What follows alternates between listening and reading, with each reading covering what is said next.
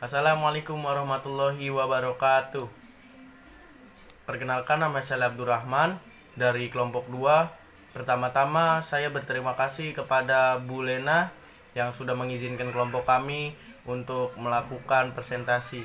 Nah, di kelompok kami itu anggotanya ada saya sendiri Ali Abdurrahman, kedua ada Arga Kansa Fajri, yang ketiga yaitu ada Feris Raditya Aji, yang keempat ada Rafael Erlangga, dan terakhir ada Hasbisar Faloka. Nah, pada presentasi kali ini kami akan membawakan tentang Majelis Permusyawaratan Rakyat. Selamat menyaksikan. Pengertian Majelis Permusyawaratan Rakyat Republik Indonesia atau cukup disebut Majelis Permusyawaratan Rakyat adalah lembaga legislatif bikameral yang merupakan salah satu lembaga tinggi negara dalam sistem ketatanegaraan Indonesia. Pasal-pasal dalam Undang-Undang Dasar. Pasal 2. 1. Majelis Permusyawaratan Rakyat terdiri atas anggota-anggota Dewan Perwakilan Rakyat ditambah dengan utusan-utusan dari daerah-daerah dan golongan-golongan menurut aturan yang ditetapkan dengan undang-undang. 2.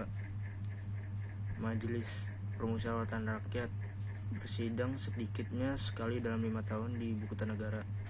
3. Segala putusan Majelis Permusyawaratan Rakyat ditetapkan dengan suara yang terbanyak. Pasal 3.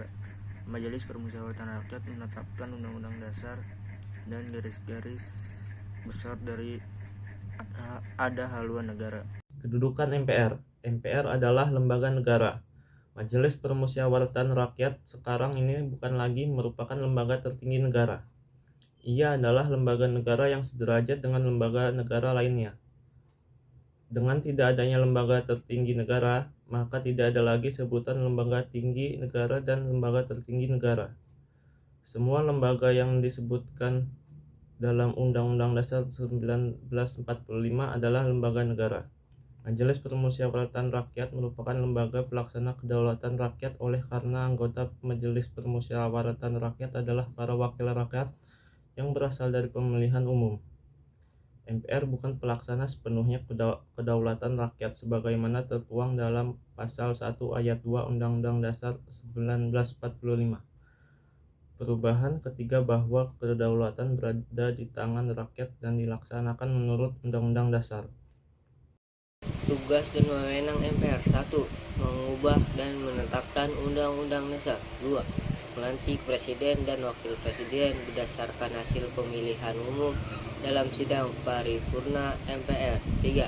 Memutuskan usul DPR berdasarkan putusan Mahkamah Konstitusi untuk memberhentikan Presiden dan atau Wakil Presiden dalam masa jabatannya setelah Presiden dan Wakil Presiden diberi kesempatan untuk menyampaikan penjelasan di dalam sidang paripurna MPR. 4. Melantik Wakil Presiden menjadi Presiden apabila Presiden mengangkat, berhenti, diberhentikan atau tidak dapat melaksanakan kewajibannya dalam masa jabatannya. 5. Memilih Wakil Presiden dari 2 calon yang diajukan Presiden apabila terjadi kekosongan jabatan Wakil Presiden dalam masa jabatannya selambat-lambatnya dalam waktu 60 hari. 6. Memilih Presiden dan Wakil Presiden apabila keduanya berhenti secara bersamaan dalam jabatannya dari 2 paket calon Presiden dan Wakil Presiden diusulkan oleh partai politik atau gabungan partai politik yang paket calon Presiden dan Wakil Presidennya merah suara terbanyak pertama dan kedua dalam pemilihan sebelumnya sampai habis masa jabatannya selambat-lambatnya dalam waktu 30 hari. 7. Menetapkan peraturan tata tertib dan kode etik MPR. Keanggotaan MPR. MPR terdiri atas anggota DPR dan anggota DPD yang dipilih melalui pemilihan umum. Keanggotaan MPR diresmikan dengan keputusan Presiden. Sebelum reformasi, MPR terdiri atas anggota DPR, utusan daerah, dan utusan golongan, menurut aturan yang ditetapkan undang-undang.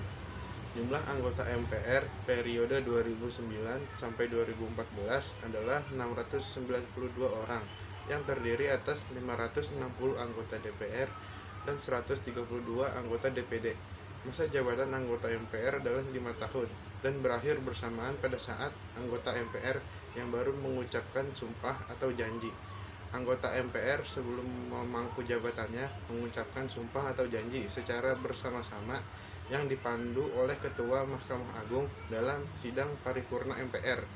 Anggota MPR yang berhalangan mengucapkan sumpah atau janji secara bersama-sama mengucapkan sumpah atau janji yang dipandu oleh pimpinan MPR.